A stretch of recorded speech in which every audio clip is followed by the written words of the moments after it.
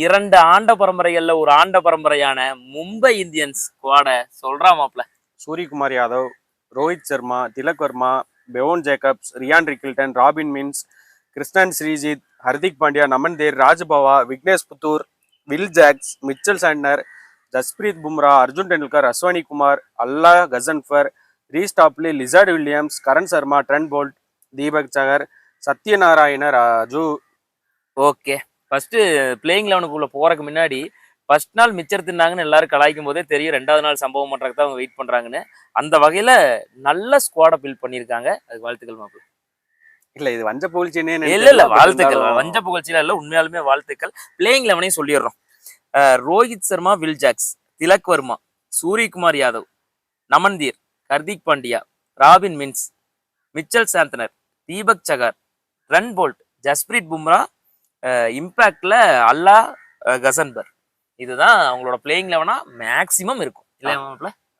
ஆமா ஆமா ஆமா இதுதான் இருக்கும். ஏன்னா வில் ஜாக்ஸ் எடுக்கிறதுக்கு முன்னாடி வந்து ரியான் ரிக்கில்டனோட போவாங்கிற மாதிரி ஒரு 11 எனக்கு அந்த மாதிரி ஒரு இதுவும் இருக்கு. ஏன்னா வில் ஜாக்ஸ் வந்து ஒரு அடிஷனல் பவுலிங் ஆப்ஷனும் 2 ஓவர் வர்றதுனால மேபி போலாம். ஆனா சாந்தனர் இருக்காருங்கிற பட்சத்துல ஒரு ரைட் லெஃப்ட் காம்பினேஷனுக்காக ஒரு இசான் கிஷன் அந்த ரோஹித் சர்மாவோடதே கன்டினியூ பண்றதுக்காக ரிக்கல்டனோடவும் போறக்கு வாய்ப்பு இருக்கு. ஆனா ரிக்கல்டன் வந்து நல்ல ஃபார்ம்ல இருக்காரு. பட் அப்படி நம்ம பார்க்க முடியாது. ஏன்னா ஒரு அந்த ஸ்டாருங்கிற ஒண்ணு இருக்குதுல்ல, அந்த வகையில வில் ஜாக்ஸ் ஹெட் ஆஃப் ஸ்டாருங்கிற தாண்டி வந்து போன வில் ப்ரூவ் பண்ணிட்டார்.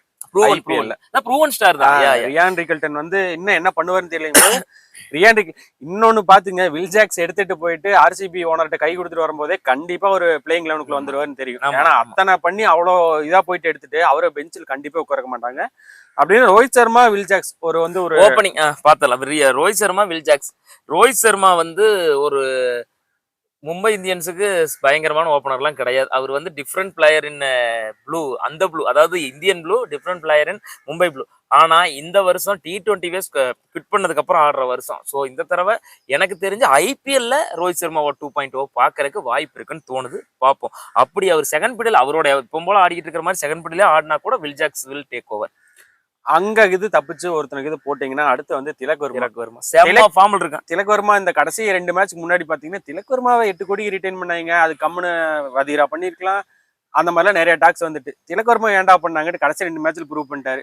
அது எங்கேயோ இருந்தவரை இப்ப பாத்தீங்கன்னா ICC ரேட்டிங்ஸ்ல வந்து இந்தியாவோட டாப் 2020 பேட்ஸ்மேன் வந்து இப்போதைக்கு மூணாவது இடத்துக்கு வந்துட்டாரு. 72 இடத்துல இருந்து 3 இடத்துக்கு வந்து. அப்படி இருக்கும்போது அவங்க காட்டிடுறாங்க ஏன்டா திலக் வர்மா எடுத்துட்டு. அங்க தப்பிச்சு வந்தீங்கன்னா அடுத்து வந்து சூரியகுமார் யாதவுக்கெல்லாம் இன்ட்ரோ, ரஜினிக்கெல்லாம் இன்ட்ரோ சாங் தேவையில்லைங்க. அடுத்தது நமன்தீர். எல்லாரும் வந்து வதீராக்கு போவாங்க போது நமன்தீருக்கு போயிருக்காங்க. இல்ல ரொம்ப நம்பிக்கை வச்சிருக்காங்க. இது வரைக்கும் மும்பை இந்தியன்ஸ் எல்லா வருஷமும் நம்பிக்கை வச்ச பிளேயர் அவங்களுக்கு மோஸ்ட்லி கை கொடுத்துருக்காங்க. 1 or 2 பேர் தவிர. லைக் அது இப்பதான் நடந்திருக்குது அந்த பிளண்டர் லாஸ்ட் 2-3 இயர்ஸ்ல. அது யாருன்னா டிம் டேவிட்டும் டிவால்டு பிரேவிஸும் ரொம்ப நம்பினாங்க. அவங்க லாங் ரன் இருக்கும்னு ஆர்ச்சரை விட்டுட்டீங்க. ஆர்ச்சர் கூட இன்ஜுரி கன்சர்ன் இருந்துச்சுங்க. இவங்க 2 பேரும் யங்ஸ்டர், கன் பிக்கு, இவங்களுக்காகவே வெயிட் பண்ணி ஆக்ஷன்ல எடுத்தாங்க. ஆனா 2 பேருமே மிஸ் பண்ணிட்டாங்களா. இந்த வருஷம் அதையெல்லாம் தூக்கி எறிஞ்சிட்டு வந்து இந்தியனுக்கு வந்து பேக்கப் பண்ணு நமன்தீருக்கு போயிருக்காங்க. சூப்பர். இந்த வருஷம் எனக்கு என்னமோ ஒரு வேற மாதிரி ஒன்று பண்ணுவாரு.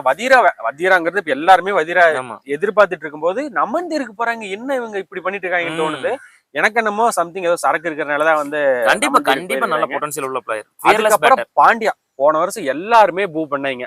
பாண்டியா வந்து ஏத்துக்கல, பாண்டியா கீழே எப்படி ஆடுவாங்க அப்படி இப்படின்னு போன வருஷம் வந்து ஒரு மென்டல் அதுக்கெல்லாம் பதில் சொல்ற விதமா தான் வேர்ல்டு கப்லயே பெர்ஃபார்ம் பண்ணி பதில் சொல்லிட்டாரு பாண்டியா. இந்த வருஷம் பூ எல்லாம் இருக்காது. அதுக்கு அப்படியே ஆப்போசிட்டா பாண்டியாங்கிற சான்ஸ் தொடர்ந்து வான்கேடல கேட்டுக்கிட்டே இருக்கும் பாருங்க. ரிட்டர்ன்ஸுக்கு முன்னாடி இன்னொரு பேச்சு வந்துச்சு. எப்படி இவங்க 5 பேர்த்து நீங்க வந்து ஒரு டீம்ல ஆட வைக்க முடியும், எப்படி ஒத்துக்குவாங்க, யார் என்ன பிரைஸ் லாட்ட பண்ணுவாங்க போது ரிட்டர்ன்ஸ்லயே சூப்பரா பண்ணிட்டாங்க. இவங்க 5 பேர்த்து எப்படி சம்மதிக்க வச்சு உட்கார வச்சாங்கன்னு தெரியல. 5 பேர் வெளியே போனாலும் 5 டீமோட கேப்டனுங்க. 5 பேர்த்து ஒரே டீம்ல உட்கார வச்சால சூப்பர் ஸ்ட்ராட்டஜி தான். கண்டிப்பா. ராபின் மின்ஸ் நீங்க வந்து ராபின் மின்ஸ் யாரு கேள்விப்பட்ட மாதிரி இருக்கும், அந்த மாதிரி இருக்கும். பட் வந்து எங்கேயும் ஆடி இருக்க மாட்டாரு. போன வருஷம் வந்து நல்ல ரேட் பண்ணாங்க. ஒரு பைக் ஆக்சிடென்ட்னால வந்து அவர் ஆட முடியல. 3.5 கோடிக்கு குஜராத் எடுத்தாங்க.